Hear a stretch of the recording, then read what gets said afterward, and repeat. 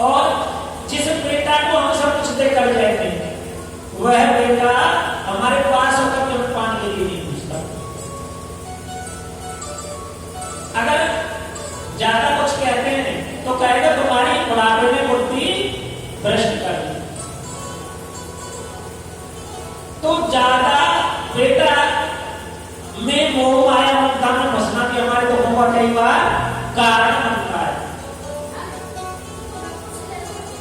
और इसलिए कबीर जी ने लिखा है, कबीरा सब जग मृदान धनवंता नहीं हो,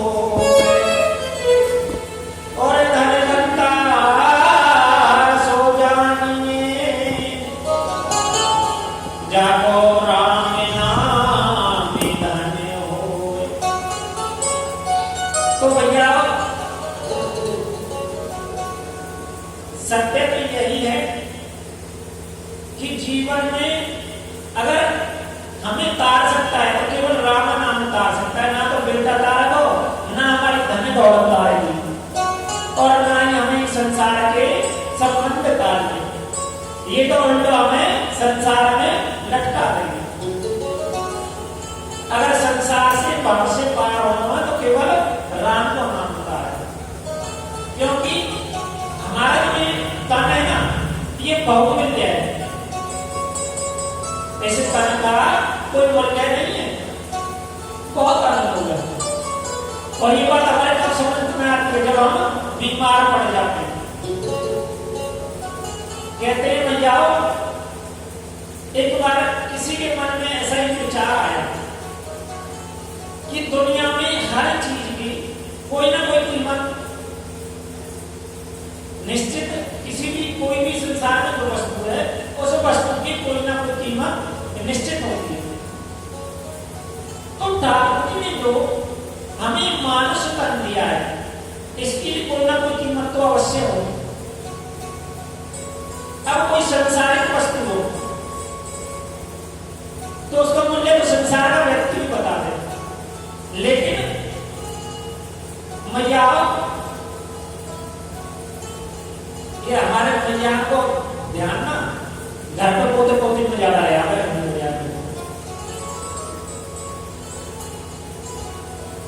तो मैया इस व्यक्ति के मन में जब यह विचार आया कि आखिर इस मानुष तन की मूल्य क्या है, कीमत क्या है, तो यह विचार आने के बाद में यह अपने गुरुदेव के पास में गया और गुरुदेव से जाकर कहा कि गुरुदेव मैं आपके पास जिज्ञासा लेकर आया हूं, मैं आपसे जानना चाहता हूं कि संसार में जो मानुष तन है इसकी कीमत क्या है, इसका मूल्य क्या है। गुरु जी कुछ समय मौन हुए और कुछ समय मौन होने के बाद में गुरु जी ने क्या किया, जो अपनी झोली में हाथ डाला और उस झोली में एक चमकीली वस्तु निकाली और वह चमकीली वस्तु उस शिष्य के हाथ में रख दी जो प्रश्न करने आया था कि मानुष तन का मूल क्या है। और उससे कहा भैया तेरे प्रश्न को उत्तर में अवश्य दूंगा, लेकिन ये कुछ चमकीली वस्तु मेरे पास में है, एक बार इसे तू बाजार में लेके जा और बाजार में जाकर इसका मूल्य पता करके आ कि आखिर इसकी कीमत क्या है, कितने की है। लेकिन ये भैया दे के ना आनी, वापस लेके आनी, केवल कीमत पता करके आनी। तो यह शिष्य सर्वप्रथम एक सब्जी वाले के पास में गया, उससे बोलो भैया मुझे सब्जी लेनी है। तो बोलो भैया मैं सब्जी बेचनी तो बैठो, भूख सब्जी ले। तो ये शिष्य बोला भैया मेरे पास पैसे तो नहीं है सब्जी के लिए, लेकिन मेरे पास ये कुछ वस्तु है, इसके बदले कितनी सब्जी आ जाएगी। तो सब्जी वाले ने जब उस चमकीली वस्तु को देखा तो सब्जी वाला समझ गया कि ये तो बहुत कीमती है।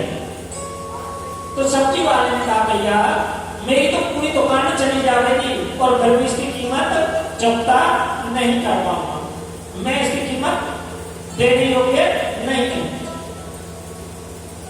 अब यह इस चमकी की चीज को लेकर कहां पहुंचा? फल वाले के पास। बोलो भैया मुझे फल चाहिए, बोलो भैया फल लेना। भैया मेरे पास पैसा तो है ना, लेकिन ये कुछ वस्तु है, इसके बदले कितने आ जाएंगे?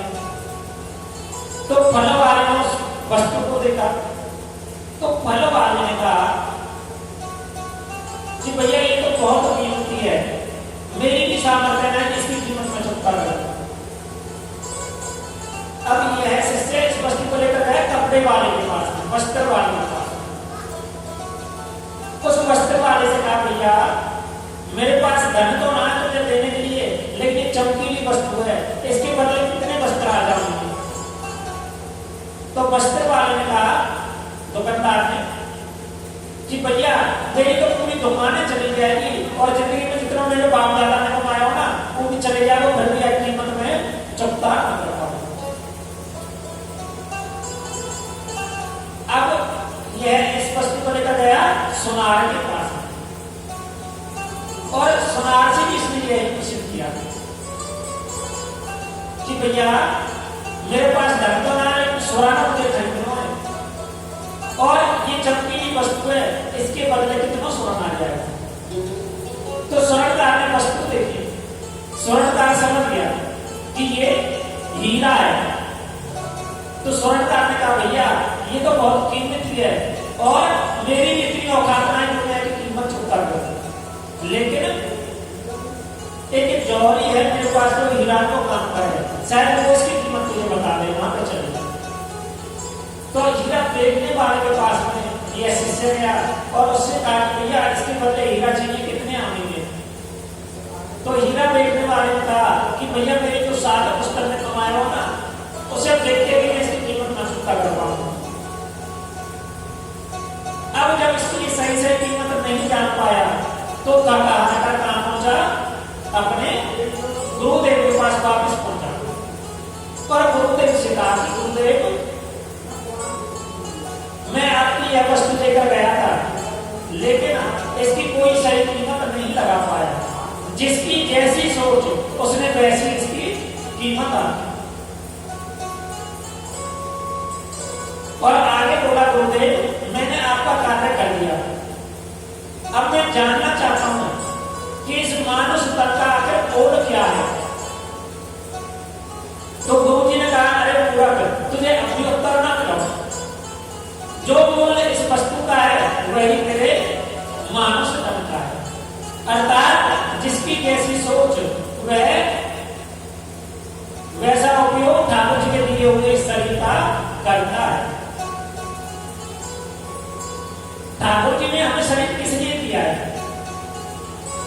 ठाकुर जी ने शरीर किस लिए दिया है? एक दूसरे की चुगली और निंदा करने के लिए दिया है या केवल धनी धन अर्जित करते रहे इसलिए दिया है या कोठी बंगला बनाते रहे इसलिए दिया है? किस लिए दिया है?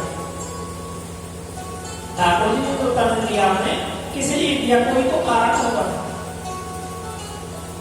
हम बात में ठाकुर जी को बड़ी जल्दी सोचते थे, जबकि ठाकुर जी ने हमें तन के साथ, इस मनुष्य तन के साथ एक अनमोल चीज और दी है। क्या दी है? हमारी बुद्धि। आगे हम कथा सुनेंगे, विशुद्धता मार्ग की कथा आएगी, अभी नहीं आने वाले दिवस में आएगी, तो आप सुनेंगे उसमें कि हमें बुद्धि किस लिए मिली। लेकिन हम इसका भी सदुपयोग नहीं करते, गलत कामों में बुद्धि का उपयोग करते। शास्त्र मत है, शास्त्र मत कहता है कि जीवन में अगर हम भजन भी ना कर पाए ना तो कोई परेशानी नहीं है, केवल एक काम हम अपने जीवन में छोड़ दें। अगर हम एक कार्य भी अपने जीवन में छोड़ दें तो निश्चित हमें अपनी गलती सुधारने का दोबारा मौका मिल जाएगा। और आपको एक चीज और बताऊं कि जीवन में में जो हम अपनी गलती सुधार सकते हैं ना, ये केवल मानव स्तर में ही सुधार सकते हैं। एक बैल बन के या एक भैंस बन के या एक कुत्ता बन के उस स्तर में हम अपनी भूल नहीं सुधार पाएंगे, क्योंकि जो हमारे मानव स्तर में भूल वो बड़ा अनमोल है, इसकी कीमत बड़ी दुर्लभ, इसकी हम कीमत नहीं आ सकती। इसकी कीमत हमें जब मालूम पड़े तो हमारी किडनी खत्म हो जाए ना, डॉक्टर के पास में जाए, डॉक्टर कहते हैं किडनी खत्म हो गई, अब क्या करें, हम लेके आते हैं इसे। तो जो हमारा धन है, और आपको एक बात और पता नहीं बताऊं, हम गलत होते हैं कि ठाकुर जी ने हम गरीब पैदा करें, ठाकुर जी किसी को गरीब पैदा नहीं करते। ईमानदारी से अगर संसारिक ज्ञान से कुछ समझना चाहिए तो हर बालक पैदा होते ही कम से कम भैया 5 करोड़ का होता है। इस सृष्टि में जो भी बालक जन्म लेता है वो कम से कम कितने का होता है? 5 करोड़ का होता है। अब आप सब कहोगे कल परसों को बालक हमें भी बना 5 करोड़ का कैसे होता है? हाँ, करोड़ में गलत कह रहा हूं, हो सकता है मैं कुछ गलत कह रहा हूं, कम का होता हूं। 5 करोड़ का ही होता है, सत्य है या झूठ? पहले बताओ, बता सकते हो कैसे होता है 5 करोड़ का? बता पाओगे?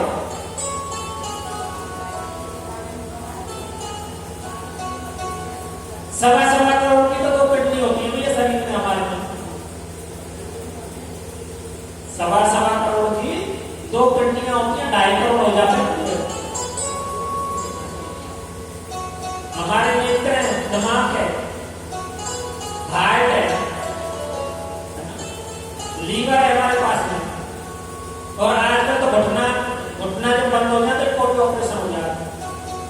एक हमारे मिलने वाले ज्यादा गंभीर उपाय हो जाए, कभी याद आ गया तो बता दूं, छोटी सी घटना, इसी साल की घटना।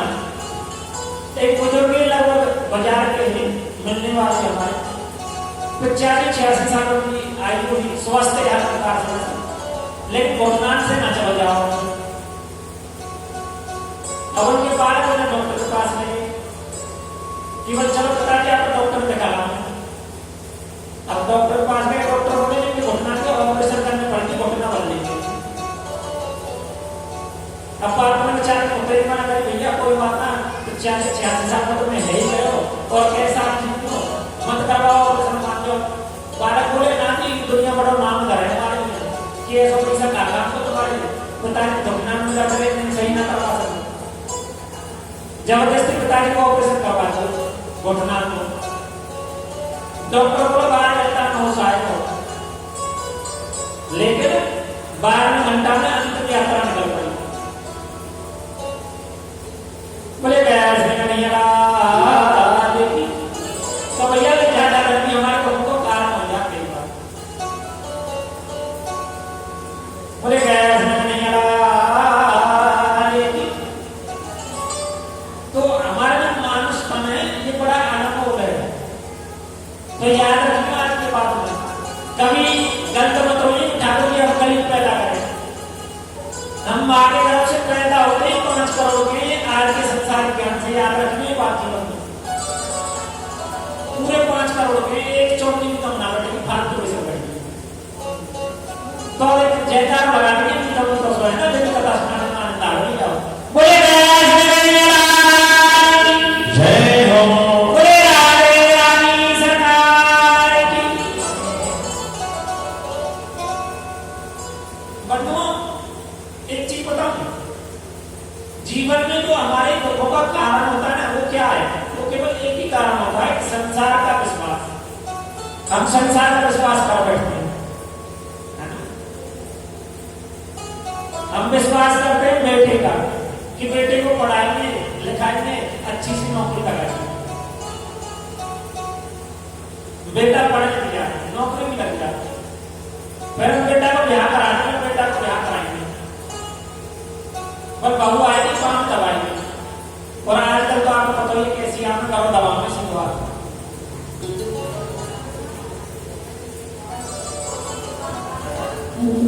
हम भरोसा करें धन को कि धनों से धन कमाने बुढ़ापे में काम आए,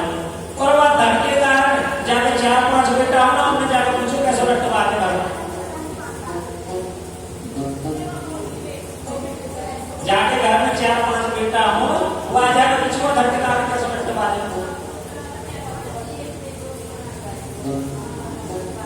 एक तो ये माँ बाप तेरे ही ज्यादा लगे और एक के तेरे ज्यादा लगे। बोले दया और जब धन के कारण हमारे दुर्गति होना बुढ़ापे में, तो हमें याद आदमी बनाकर हमने कमाया कौन के लिए? देखो घर में माता के पिताओं ने और खासकर माता अपने मन को मार के, अपने मन को मार के एक घर में जो वस्त्र पहने ना पियर से लेके आवे, केवल वाली है धो कर प्रेस करके पहनने, लेकिन किस लिए नया वस्त्र नहीं खरीदती? अपने पति की कमाई से भी नया वस्त्र नहीं खरीदती, जो पियर से लाएगी उसी से काम चला लेती है। क्यों? क्योंकि अपने बच्चों के लिए मैं थोड़ा धन जोड़ूंगी। और ऐसे ही अपनी सभी तमन्नाओं को हम माता पिता अपनी मारते रहते हैं। एक पिता जब बाजार में जाता है ना, और बाजार में जाकर उसका मन करता है कि मैं थोड़ी सी काजू वाली बर्फी खाऊंगा, लकी हलवाई दुकान तक पहुंच जाए, लेकिन उस दुकान पर पहुंचने के बाद भी वह बर्फी नहीं खाता। पता क्यों नहीं खाता? वो सोचता है कि 600-700 रुपये किलो की बर्फी मैं खाऊंगा, इससे अच्छा अपने बच्चे के भविष्य के लिए होगा। और केवल बर्फी की महक सुनकर ही आगे तरफ निकल जाता। लेकिन वही औलाद जब बुढ़ापे में दुर्गति करती है ना, तो इस मन के ऊपर बड़ी पीड़ा पहुंचती है। जब हमारे समझ में आती है सारी बातें कि इतना भरोसा हमने संसारिक चीजों का किया, बेटा को करो, बेटी को करो, मित्र को करो, रिश्तेदार को करो, इन्होंने क्या दिया? जब तक हमारे पास में धन था सब मेरे ले लेते और धन रहा और जेब में और यार खिसते। जब धन जेब में नहीं रहता तो यार खिसक जाते हैं, यार डूबे से नहीं होते। इसीलिए भैया कहते हैं भरोसा कर ले भगवान का, तुझे धोखा नहीं होगा। भरोसा ले भगवान का, तुझे धोखा नहीं होगा। भरोसा कर भगवान का, तुझे धोखा नहीं होगा। भरोसा कर ले भगवान का, तुझे धोखा नहीं होगा। भरोसा कर ले भगवान का, तुझे धोखा नहीं होगा। जीवन बीत जाएगा, धोखा नहीं होगा। जीवन बीत जाएगा, तुझे धोखा नहीं होगा। जीवन बीत जाएगा, तुझे धोखा नहीं होगा। ये जीवन बीत जाएगा, तुझे रोना नहीं होगा। और क्या देखो, अगर गलत किया हो तो रोक नहीं होगा। सत्य तो यही है, अगर हमने ठाकुर जी के नाम का विश्वास किया होगा तो जीवन में हमें रोना नहीं पड़ता। देख लो, नरसिंह जी ने ठाकुर जी के नाम का विश्वास करा तो ठीक है, जीवन में थोड़े कष्ट आए, लेकिन बाद में कौन आए? नरसिंह जी पर बाद में कौन गए? वो सामरिया सरकार आए, भर के गए या ना भर के गए। लेकिन इस संसार को भरोसा करेंगे तो क्या होगा? रोना होगा। और ठाकुर जी करेंगे तो क्या होगा? सभी साथ बोलो, भरोसा कर ले भगवान का, तुझे धोखा नहीं होगा। भगवान का, तुझे धोखा नहीं होगा।